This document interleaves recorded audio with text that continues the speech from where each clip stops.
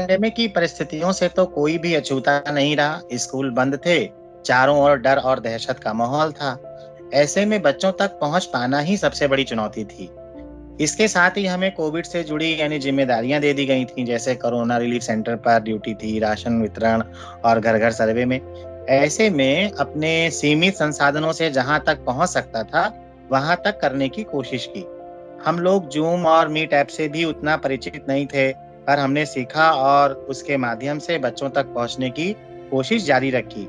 हालांकि शुरुआत में ऑनलाइन माध्यम से बच्चों को पढ़ाना थोड़ा नीरस लगता था, लेकिन तभी मैंने कहानियों और कविताओं की मदद ली और पढ़ने पढ़ाने की प्रक्रिया को रोचक बनाया।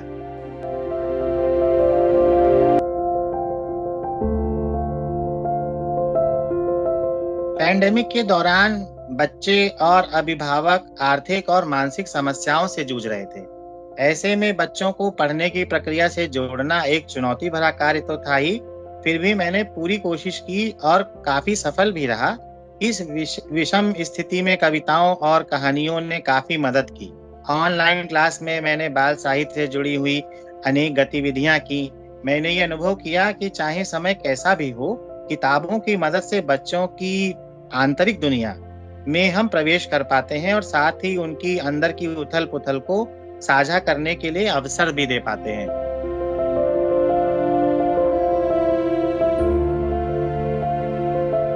मैंने तकनीक का भरपूर प्रयोग किया। रिसोर्स डेवलप करने के लिए मैंने बहुत सी कहानी की वीडियोस यूट्यूब पर बनाकर अपलोड किए, ऑडियो रिकॉर्ड किए। बाल साहित्य से जुड़ी किताबों की पीडीएफ बनाए और बच्चों तक पहुंचाए व्हाट्सएप के माध्यम से। उन पर बच्चों की प्रतिक्रियाएं वापस लाने की कोशिश जारी रखी। उन्हें कला के काम से जोड़कर रखा।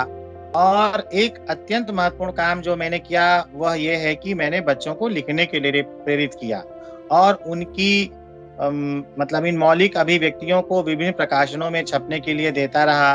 प्लूटो, चकमक और पायस जैसे राष्ट्रीय प्रकाशनों में बच्चों की बहुत सी रचनाएं छपी और लगातार छप रही हैं। इस वजह से ऐसे मुश्किल समय में बच्चों को काफी प्रोत्साहन भी मिला और इससे उनकी पढ़ने लिखने की प्रक्रिया में जुड़ाव बना रहा।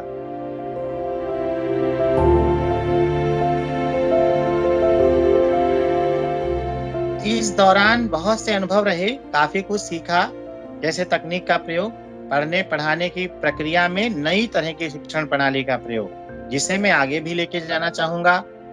कहानियों से परिचित कराने के बहुत से तरीके मैंने सीखे और आजमाए, उन्हें जारी रखूंगा और जिससे पाठक बनने का जो सफर शुरू हुआ बच्चों का, वो चलता रहे।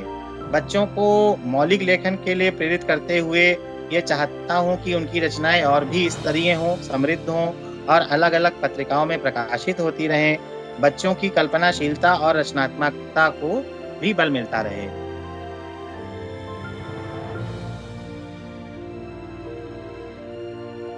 परिस्थितियां हमेशा हमारे अनुकूल नहीं रहती, पर हर चुनौती भरी परिस्थितियों से बाहर निकलने का कुछ न कुछ मार्ग ढूंढना पड़ता है और फिर जरूरत होती है दृढ़तापूर्वक उन मार्गों विकल्पों पर अमल करने की। जैसे कोविड के दौरान बच्चों तक पहुंचने के जब सारे रास्ते बंद हो गए, तो अलग-अलग तरीकों के प्रयोग से पढ़ाई जारी रखी। एक खास बात कि कोविड के दौरान अभिभावकों और समुदाय की मजबूत भूमिका सामने आई, जिसे आगे बनाए रखने और मजबूत करने की ज़रूरत है। मेरी सलाह रहेगी कि बच्चों की शिक्षा में हमें इनका सहयोग लगातार मिलता रहे और तब हम किसी भी कठिन परिस्थिति से पार पा लेंगे।